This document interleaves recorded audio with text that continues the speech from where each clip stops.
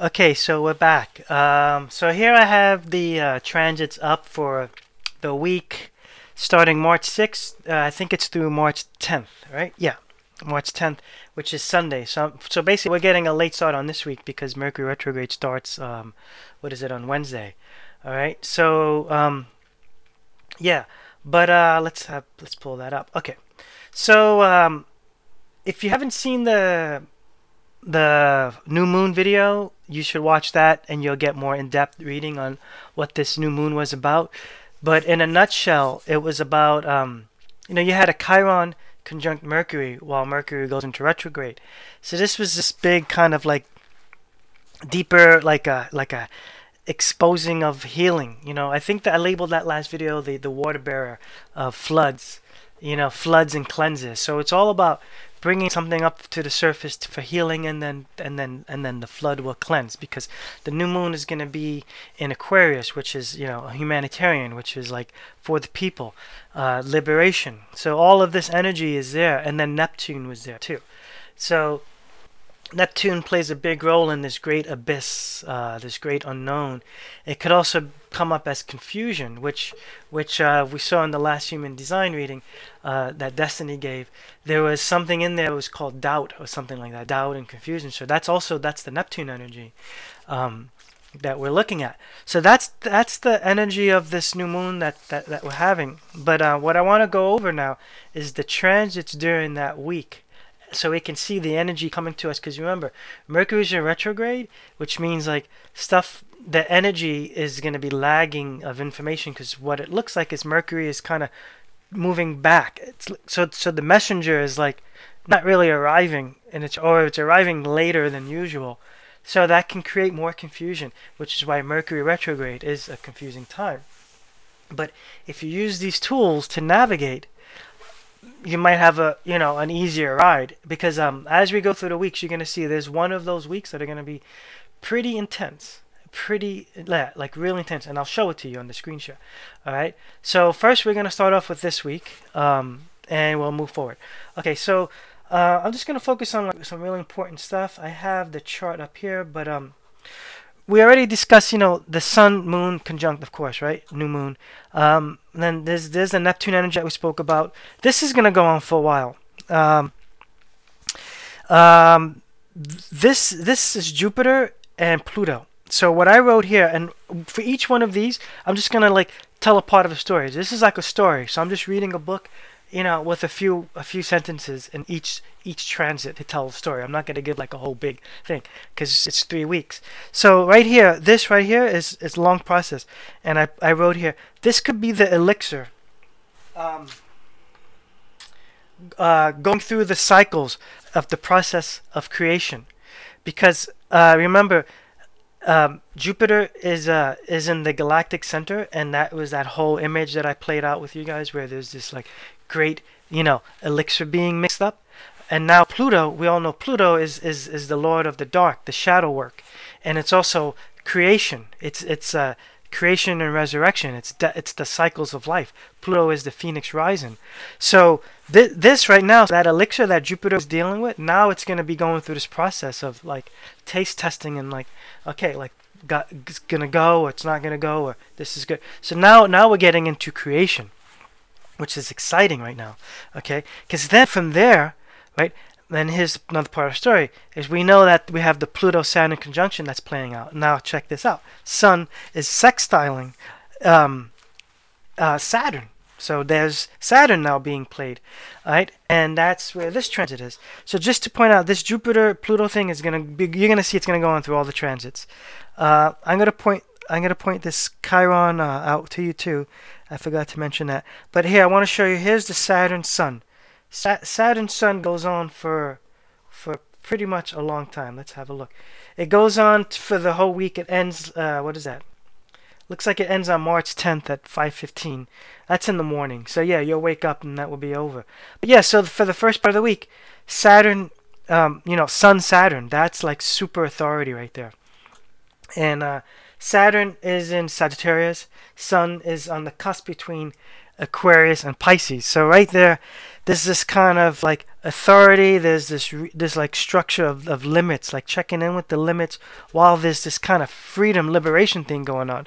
Because that was that other transit. Here we have this Mercury, and it's only for a few days, but it's a semi-sextile to Uranus, and this is liberation. So that's the healing work, because that Mercury was also conjunct Chiron. So there's like something that's breaking free, which is great. This is what you need, right? So that's the main jam that's going on. I see something else here I wrote down. It's gonna be Mars sextiling Neptune. This is spiritual warrior energy, and what I wrote is could feel like a breakthrough. Since the new moon was confusion, this Mars now could be this kind of clarity, because Mars will break through any illusion for clarity. So Neptune represents illusion or dream state or spiritual or unknown or confusion. That's only because the Great Spirit energy is just so large and big and vast that it is confusing, because we're not attuned 100% to that right now. So that could be. So if you're feeling kind of like crazy, it's understandable, but that date is going to kick in on March 8th, go through the week, and I think it extends for a little while. So just know that the clarity will come at March 8th. So you might have a nebulous kind of time leading up to the new moon, during the new moon, and a day or two after, and then you'll start to have this breakthrough energy. All right. So that's direction right there. All right. So that's week 1, 6th through the 10th.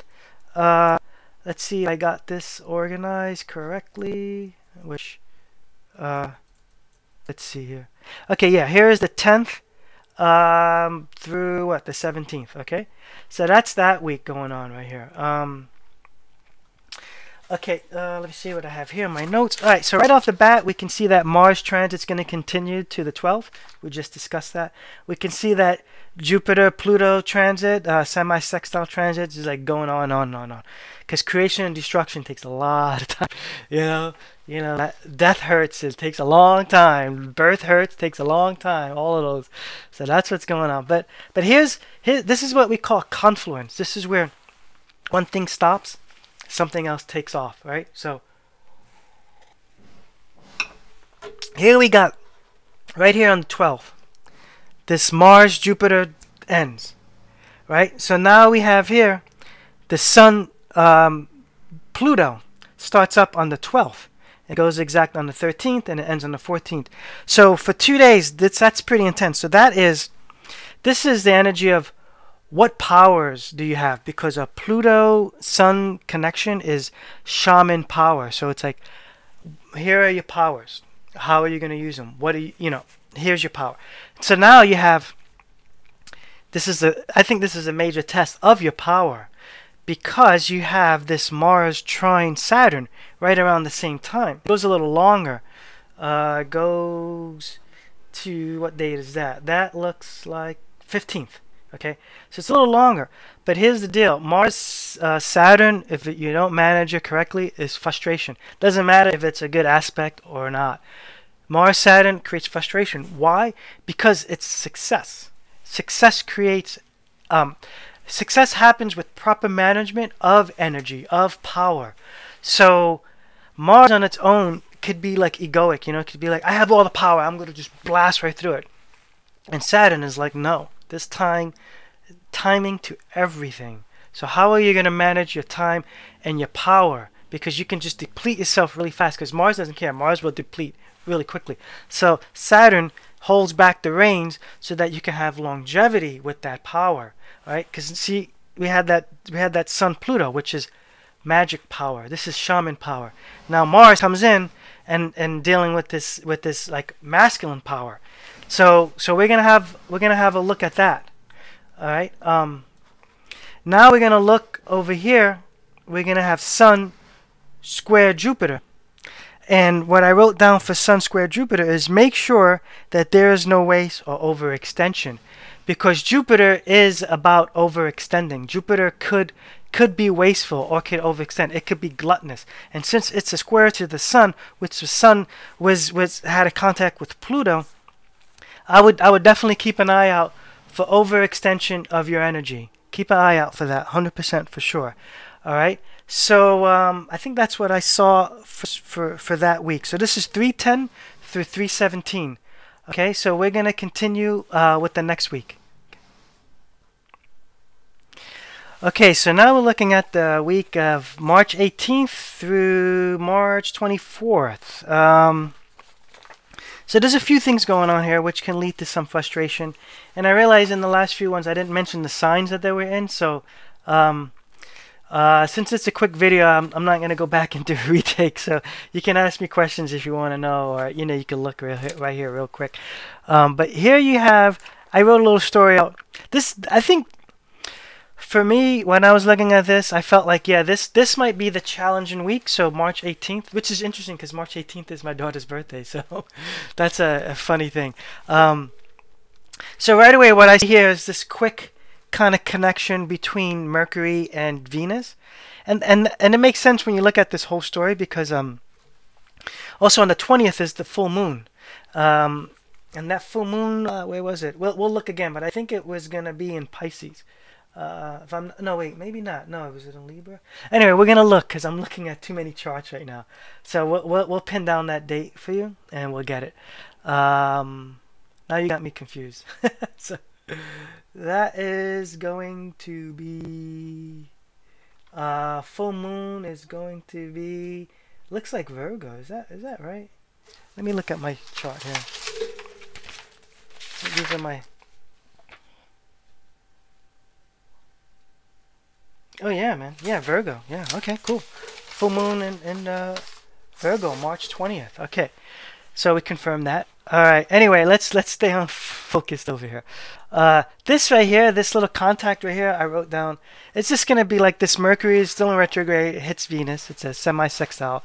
I wrote down just like there's gonna be a check-in, like, hey, what's good? You know, like that type of energy. And then you're gonna see a really short blast of Mercury Mars, which I didn't even write anything down for this. I don't think because it was just so short. But then you're gonna see here a Mars. That Mars trine Pluto right here. That same thing. Again, it's happening. It goes on from what, 18th all the way through the 21st. So this right here, I wrote amazing power, and this is Shiva power. This is creation and destruction. Shiva is that god of destruction and creation. So this is like this could be a week of just like complete annihilation and complete rebirth. In I don't know what order, because remember it's disorder, and Shiva is disorder, so there could be a lot of disorder, but remember there's an end story here, and it's about creation. It's about something new. So that's what I want to stay focused on because this can be interesting. Because then we move along here. We have this right here. We have this Mercury sextile Saturn. That goes on, same things like all this confluence. That goes on right at the 19th, ends on the 21st, and we know we have that full moon on the 20th. We just confirmed there was Virgo after a lot of paper shuffling. Anyway, so this right here, this Mercury, Saturn, and Saturn, we all know it's just in Sagittarius. That's where it's hanging out. Mercury is on the cusp, retrograde, in between Pisces and Aquarius. So this right here is, I think that this is the calibration of time is what I wrote. Because this is, Mercury is the intelligence. It's the messenger. Saturn is the limitations, time, structure. So I think during this Shiva stimulation of like creation or destruction, there's something being calibrated. And I wonder what that is. Calibration of what? Of rebuilding, or calibration of how long does it take to break down, or I don't know. So that's something that's going to be happening, a testing of time of calibration. But then also you're going to have you have a Venus square Saturn. So I just have to find here Venus square Mars. So masculine and feminine. See, this is what I'm saying. So there's, and that goes on till looks like the 23rd midnight around. Yeah, so Venus is where? Venus is in Capricorn. So Venus has a Saturnian type of energy. You see what I'm saying? So again, Venus is the one that's kind of like has this little bit of structure, and Saturn is Mars is on the cusp right here. It's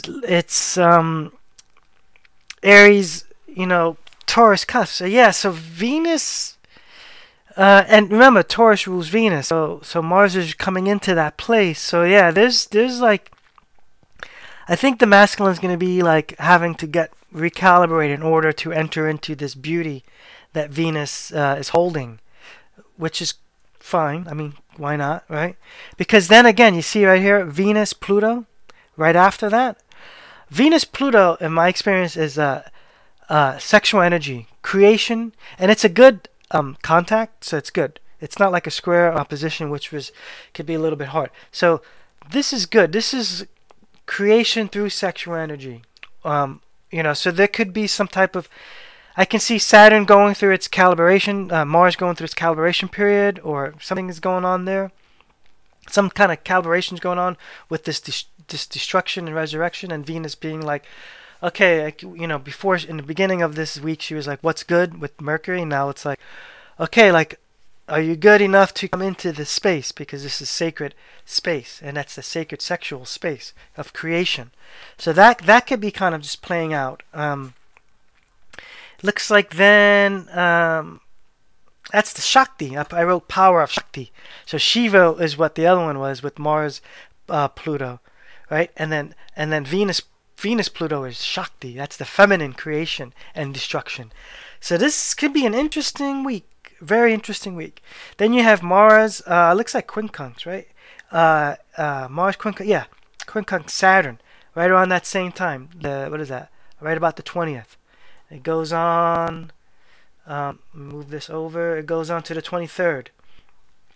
And Saturn is still here in Sagittarius, and Mars is on that cusp that we spoke about.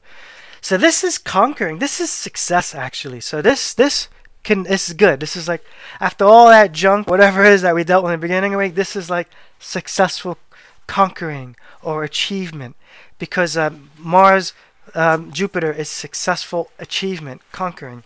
So that's cool. And then we got that new moon, which by the time the new moon comes out, I'll have a new moon video out and you'll see. But we confirmed that new moon on the 20th was in Virgo. Looks like cusp Virgo and Leo, but yeah, Virgo.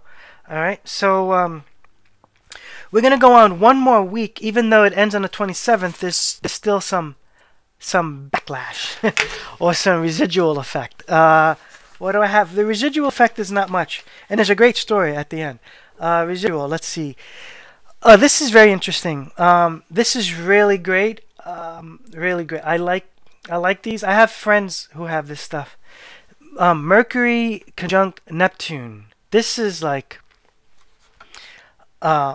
really powerful, high spiritual messages. So you for sure 100% guys, like, tune in and give space to voices that come into your head. I'm serious. Mercury, Neptune, super space and messages, because right here, don't pass up this opportunity, because especially if you're going through all this stuff that we're going to be dealing with Mercury in retrograde, you want to tune in to higher messages coming through, and that is the best time right here is to do. And it says here Mercury goes direct on the 28th, but I think it stations, here it goes, it stations direct on the 27th, which means that it stands still from its retrograde motion, and then it kind of like takes time to then go direct. So here it's saying it's going direct on the 28th. So yeah, that makes sense. All right, but for sure, 100% tune into that stuff. This right here, I wrote, this is great. This is Venus sextile Uranus right here. Let's see what sign Venus is in by this point. Venus is in Aquarius, okay, which is ruled by Uranus. So great time. This is right here, freedom, love of freedom, or breaking free with love for freedom. This is all about love and freedom for a higher consciousness and humanity, because it's Aquarius ruled by Uranus.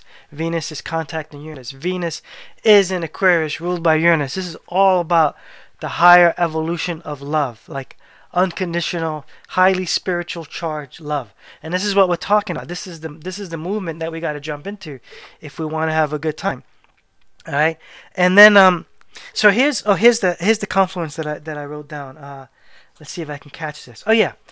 Okay, you see how Venus sextile Uranus ends at 9:38, and then Mercury goes direct at 9:58. So it's like bam, end of the story, clarity. What are we doing? Higher vibrational, spiritual, unconditional love. That's what's up. That's the message. That's the tools that we have to work with. All right. So and I wrote here, end of the story. I don't know if you can see it. End of the story. So that's the end of the story. So we're going to wrap this up. Long video. Get your human design reading because it's pretty awesome. And get your week ahead transits with me if you want, $20. And yeah, I think that's it. All right. So guys, I'll catch you later. Thanks. Bye.